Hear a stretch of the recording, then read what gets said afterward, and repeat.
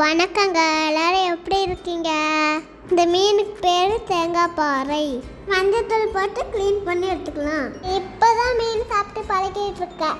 இல்லாத மீன் சாப்பிட்றதுக்கு நல்லா இருக்கு. வேற மீன் வகைகள் நிறையா இருக்கு. உங்கள் குட்டீஸ்க்கு இந்த மாதிரி மீன் செஞ்சு தாங்க, விரும்பி சாப்பிடுவாங்க. உடம்புக்கு ரொம்ப நல்லதுங்க. அடுத்து மசாலா ரெடி பண்ணிக்கலாம். 1 ஸ்பூன் மிளகு, 1 ஸ்பூன் சீரகம், 1/2 ஸ்பூன் சோம்பு. இது 3ஐயும் பவுடர் பண்ணிக்கோங்க. மிக்ஸிலே கூட அரைச்சிக்கலாம். இந்த மாதிரி இருக்கணும். அடுத்து இன்னொரு பேஸ்ட் ரெடி பண்ணிக்கலாம். 1 கைப்பிடி சின்ன வெங்காயம், 1 கட்டி பூண்டு, கொஞ்சம் பெரிய சைஸ் இஞ்சி நல்லா அரைச்சி எடுத்துக்கோங்க. எனக்கு செய்யறதுக்காக இஞ்சி பூண்டு அதிகமாக, மிளகாத்தூள் கொஞ்சமாக சேர்த்துருக்காங்க.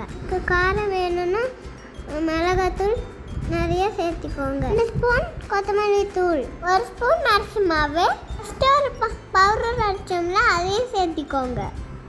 இது கூடவே வெங்காயம் இஞ்சி பூண்டு பேஸ்ட்டையும் மிக்ஸ் பண்ணிக்கோங்க.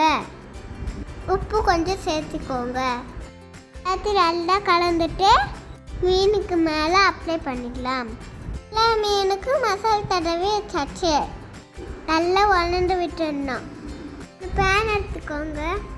உங்களுக்கு பிடிச்ச ஆயில் சேர்த்திக்கோங்க.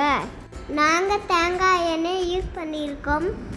எண்ணெய் சூடானதும் மசாலா மீன் துண்டுங்களை எல்லா சைடும் வேக வச்சு எடுத்துக்கணும். மீன் வேகிறதுக்கு 6 நிமிஷம் ஆகும். அவ்வளோதாங்க, தேங்காய் பாறை மீன் வறுவல் தயார். கூட எலுமிச்சை பழ ஜூஸும் ஆனியனும் சேர்த்து சாப்பிடுங்க. சூப்பராக இருக்கும். தேங்க்யூ ஃபார் வாட்சிங்.